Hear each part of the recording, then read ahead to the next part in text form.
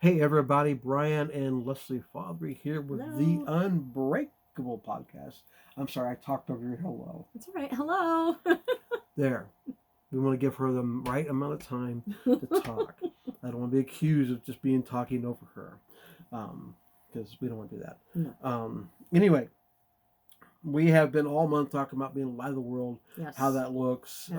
how what your appetite looks like, what entertainment you're putting in. This past week, we talked about um, the what you celebrate, what you tolerate. Right. We want to kind of uh, bait you for the month of November. Mwah. Um, um, you like that? I used to do so. My dad. I'm sorry. Totally. We're going to rabbit trail for a second. My dad. I would do something. My dad would look at me and go, "Boy." I go, "Yes, sir."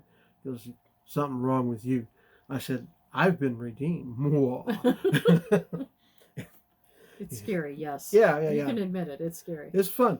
Anyway, sorry about the rabbit trail, but we're here. We want to bait you for the month of November because all of November we're going to take a deep dive into a topic.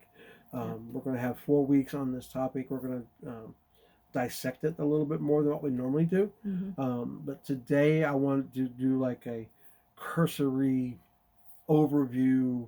We'll probably touch some of the topics that we're going to talk about in the next 4 weeks, but we're not going to go deep into them. So if we say something and we don't go deep enough for you in this moment, hang on. We will get to it over the month. We're coming back to it. We feel this is a very important topic for Christian families and Christian marriages as well. Yes. Because we feel strongly that, like we talked about last week, that you should look, act, and feel different than the world. Yes. Your marriage should look different. It should seem different. The way you treat each other should look different and sound different. The way your children behave should be different. We've told stories, before in different podcasts. We'll probably tell again today on how that looks and why that looks and the way it is. But before I do that, and we get into that, because what we want to talk to you about is having a functional family and having a functional marriage. Yes. And you're probably sitting there going, that's not possible. Because all you've heard all through, especially if you're public school, and you watch any amount of television, movies, all you hear through your entire life is how dysfunctional the family is, how dysfunctional marriages are. Right. And I'm here to tell you it's nothing but a lie from the pits of hell. Right. God did not form family to be dysfunctional. Yes. He didn't. And so you can, with the grace of God, with the strategy of God, with Him in the middle of it. Yeah. That's why we have this logo behind it, Ecclesiastes 4:12, with that third cord in your marriage and in your family. You cannot just be unbreakable. You can be functional. Yes. You can be dysfunctional and be unbreakable. I mean, people. There's TV shows out there. There's like, what's the show? I've never watched it. Yellowstone. What's his name? Kevin Costner. And their family apparently in that show are unbreakable, but they're highly dysfunctional. Yeah. I'm telling you, you don't have to be that way. No. You can be functional and unbreakable at the same time. The world wants dysfunctional to look normal. Yes. It's not normal. It's not normal. Right. God's way is the normal way. It's the standard. It's the place that we are at and not going below. God's way is normal. Absolutely right. And so we have to counter that constantly. Yeah. I mean, they have been taking media and it could be comic books, it could be movies, it can be TV, it can be radio, and all they've done is belittle. I'll just take one topic. They belittle fatherhood. If you watch anything, any amount of time, there are very, very few things that celebrate fatherhood in our media. Right. There are some that come up and they do well, because I think we have a God-given knowing that that's the right thing. Right. But there's so much, the message is so much bigger. They've programmed us for decades that fathers aren't smart. They don't make right choices. They act goofy. They do dumb things. They can't fix anything. They, just think of all the sitcoms you've gone through in the last 30, 40 years. And they just demean dads in the guise of comedy. Yeah. But they're really tearing down the family when they do that. They are. And we watch it like, nope, can't watch that. And we move on because we don't want our minds programmed to that stuff. And so we're cautious and wary of what we listen to and what we watch because of that, because it's really easy to slide into all that. Right. So that's just one thing that they tell you, that all fathers are dysfunctional. It's just not true. They're all fathers, all mothers, all children have a uniqueness, but not necessarily a dysfunction. That'll be week 1 in November. Just so you know. We will talk about that. Yeah. And there's a difference between uniqueness and dysfunction. Right. It's okay to be unique. I'm thinking of I got, every family I know has different things about them that are just different. Yeah. And that's okay. It does not make them dysfunctional. That makes the creative work of God in their marriage and their family shine because they're unique. Right. Won't get into any deeper than that because I'll give away next week's topic. So anyway, we want to talk to you, just like I said, cursory, the difference between being functional and being dysfunctional, because God created us to be functional. Now, Adam and Eve blew it for all of us when they listened to Satan and listened to his lie. And because they listened to his lie, the family became dysfunctional. Right. That was never God's original intent. No. God's original intent was for married people and family to stay together forever in a functionality in the realm of his spirit. And actually, we believe that every family, God has a plan and a purpose for. He's got a ministry for you. Yeah. He's got things that he wants you to accomplish as a unified group of people, however big your family is. Yeah. Because the enemy is out to stop anything unified. He brings in dysfunction. Yeah.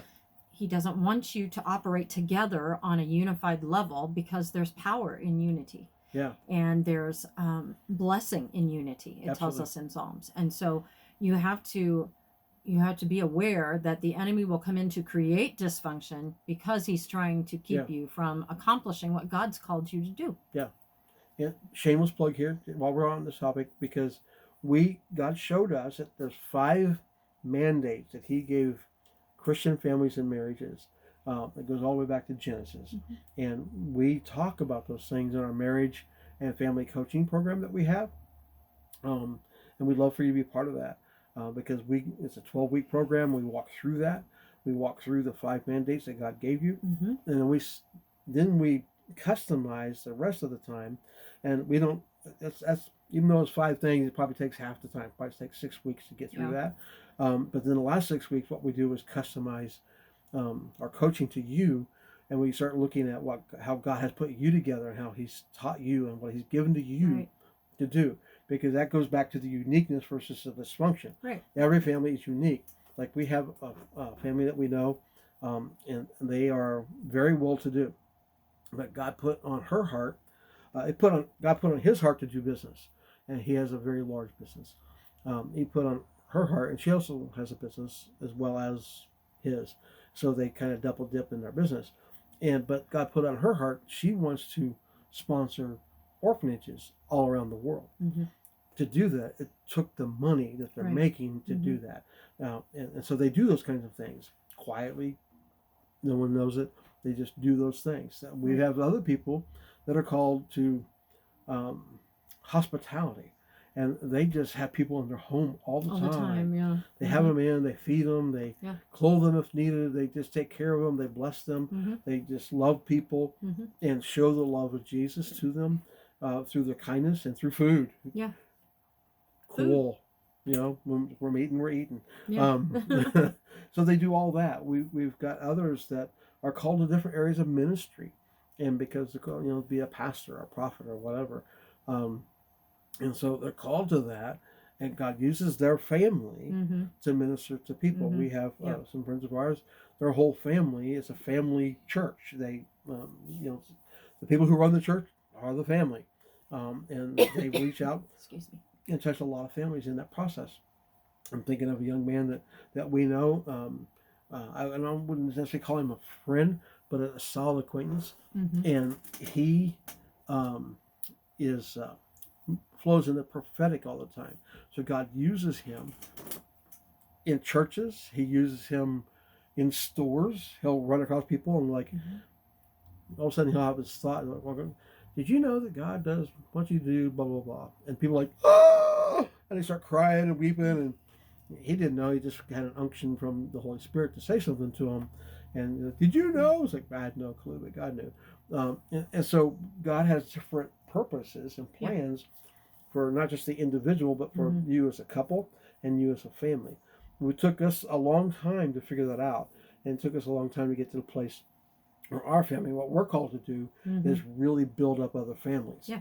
And God showed Leslie and I how to be functional and how to raise our family without dysfunction. Right. I'll never forget, because some people looked at it as being super strict, which we really weren't. We were not rules oriented. We were relationship oriented, even though we have rules, because you can't have no rules. Rules were the structure within our relationship with one another and with our kids, with our children. And so we built from that place of relationship. Yeah. And we would go, and people were like, that's a different family. They're not the same. You've heard us tell a story about going antiquing and walking in with 4 children, and it was behind the back store, and they're like, the people that ran the place like, oh, broken things, I see it coming. Excuse me. And by the time we left, they're like, your children are amazing. How did you do that? And it was because God gave us principles. He gave us strategies. He gave us revelation on how to be a functional mom and dad. Yeah, and our children wouldn't say that we were strict. That's just how we lived. Yeah. Those were just the standards by which we lived our life. Yeah. It didn't seem strict to them, because they were just doing what we do. That's how we do it. And part of the lie is that if you are a functional Christian family, that what you do won't work. Or they'll rebel against it. Yeah. That's part of the lie. Yeah. We had one of my family, and this person, when my oldest was in her early teens probably, and this person's like, well, as soon as she gets out of the house, she's going to just become a wild child. I see that in her. She's going to say, well, first off, I rebuke you. In the name of Jesus. We don't receive that. Secondly, that's not the case, because what you see as strict is loving borders. We give loving boundaries, and they understand the boundaries and the borders, and that's a functional family. What you do with your children is no borders, and they're going to go, and because of no borders. And I can say this from being a youth pastor for 15, almost 20 years. I had a lot of young people. I would talk to them. They're like, my parents hate me.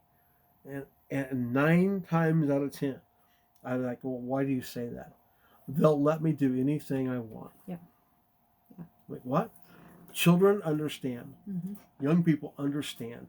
And they associate boundaries with love. Yes. And if the real dysfunction is not having boundaries, the real dysfunction is just doing what the world says to do with your wife and with your children. And I would say that's because God rules with boundaries.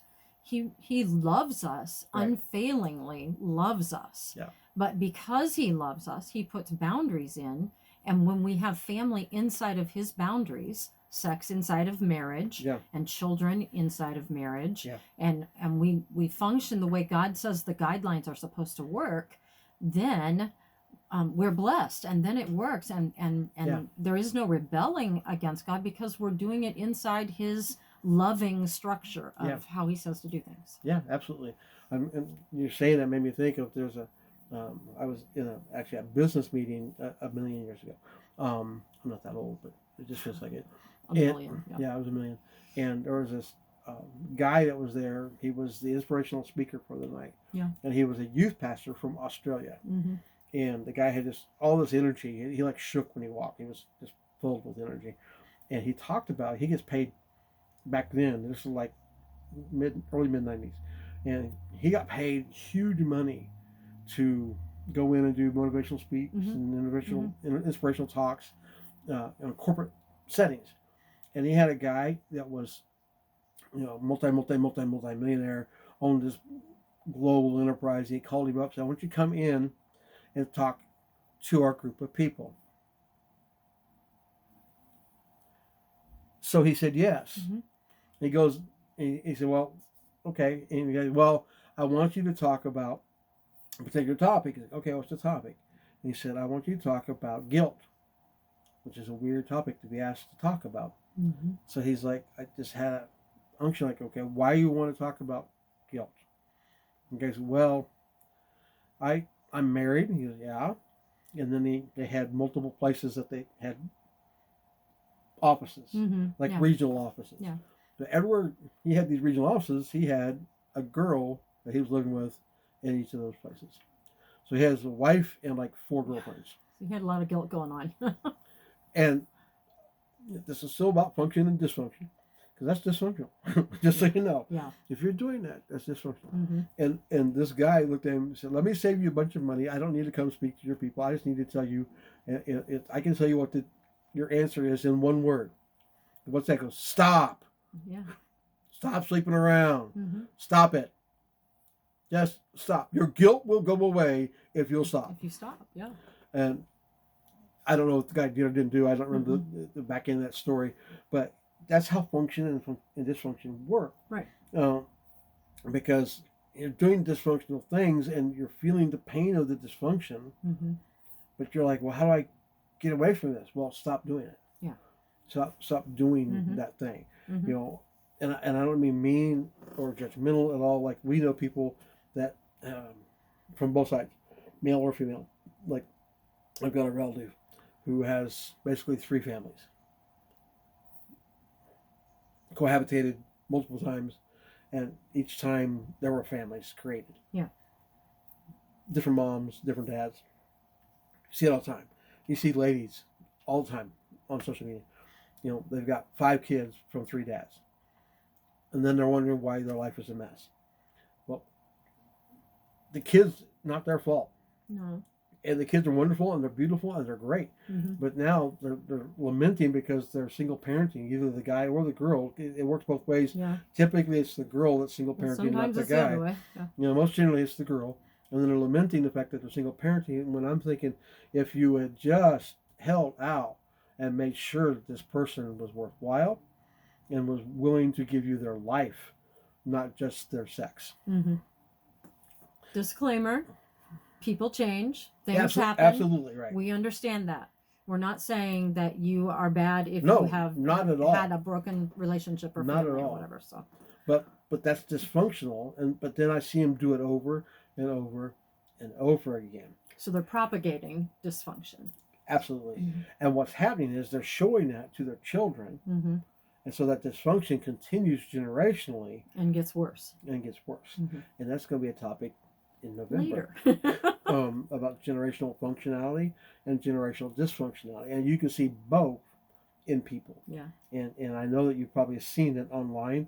You probably know people that have those issues. So but it's a lie. You do not have to live your life in dysfunction. I come from a town, and won't say the name, though people watch this will know who I am and where I'm from. And that town is full of rumor mill. It's full of gossip. It's full of all sorts of stuff. And so they really propagate and promote dysfunction through that rumor mill and through that stuff. Yeah. That's why certain people, I mean, at certain age, like I had a buddy of mine in high school, and I remember talking to him when we hit high school age. Junior high, we went to high school. He's like, when I graduate, I'm moving as far away physically possible in America that I can move from this town, because his family had gone through the rumor mill. They had gone through the gossip. They had gone through things in his family which were just wrong, and it was hurtful. And so he instead of just holding the hurt, he's like, I'm just moving far, far away. And he did. He moved up into the northwest corner of the United States. He's about as far away. Without getting off the continent, he was as far away as you can get from where we're from. And he did it on purpose because he didn't like the dysfunction. And here's what's really cool about that. He went, found a spouse, he's married, and his family is highly functional. very successful, do really cool things. And so he actually separated himself from the dysfunction so he could find functionality for himself and his future family. You can do that. If you have to make a move, do it. Whatever you need to do to get away from dysfunction, do it. You can choose what you listen to. You can choose who you listen to. One of the dysfunctional things that we always kind of pick on, I guess, is that people will gladly tell you how your child is going to go through the terrible twos, and they're going to go through the horrific, the teenage years, and they'll just propagate to you all this dysfunction. That's what's going to happen. Yep. But you don't have to accept that. You can choose. Choose not to participate. We always told people our children have terrific twos. We had tremendous threes. Yeah, and we fantastic had fantastic fours. Fabulous fives. We just made it what we wanted it to be, and we spoke that over our children, and we didn't allow the other people in the world around them to speak dysfunction onto them. Teenage years at our house were not allowed to be grouchy, grumbly, rebelling. Rolling their eyes and stomping their feet and basically hiding away from the rest of the family. We didn't allow any of the teenage stuff in our family because that created dysfunction in our family. And we wanted to be a family unit that loved one another, got along with one another. Whether it killed them or not. Yeah, exactly. But no, they understood that. We because we had relationship with them all as they were growing up, by the time they became teenagers, we could go to them and say, let's have a conversation. This is the time frame that you're in, the time period that you're in, and this is the things that the world says you will do. Yeah. But our family does not believe that.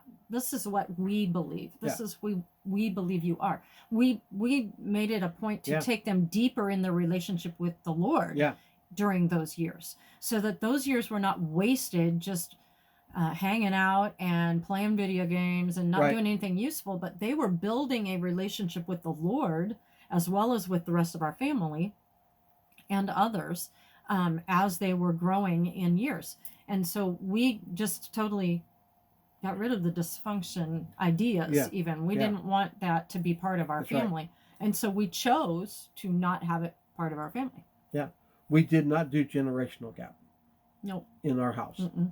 We had other people all around us doing it. Mm-mm. Like, don't you understand? And we would actually talk to our teenagers when they hit teenage years. Like, now, you need to understand, for the next 6 to 8 years, maybe 10 years, you are hormones in tennis shoes.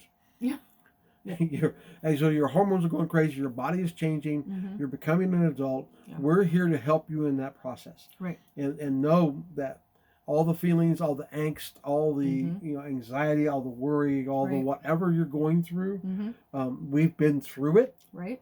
And because we've been through it, we can walk you through that process. Right. We're here to help you. We're not against you. We're for you. Mm-hmm. We will still be your parents. Mm-hmm. We will still demand that you obey. We will still demand that you get along with us and your siblings. Yeah. We laid out the standard, the expectations, and what they want. Right. That is functional. Another reason people are dysfunctional, they do not lay out expectations. Right. Expectations are huge. Yes. A place that I just recently worked for a couple of years ago now, one of the things that we did, there was a lot of people, a lot of volunteers at church, a lot of volunteers, a lot of people doing things different ways, but a lot of them had no idea what the expectation was that we had as the ministry leaders and the pastoral staff on what they were doing as volunteers. And there was different levels of expectation depending on the commitment that they were making. We had people that were leading areas of ministry. We had people that were, in that group. We had people that were just, showing up every once in a while, or would volunteer for a specific event. Yeah. Different expectations. So those that were leading groups and things of that nature, we literally wrote out job descriptions for them with expectations. Right. Like, this is what we expect. This is the commitment we expect. This is how long we expect the commitment to be. Right. Some was a year, some was 2 years. And so if that's not who you are or what you can do, that's fine. We're not trying to put pressure on you, but we have an expectation. Right. And I'll never forget, this one lady was leading this particular area, and there was two areas that were kind of redundant, and we blended them together, and I was over those areas, and I kind of took her from one and made her in charge of both.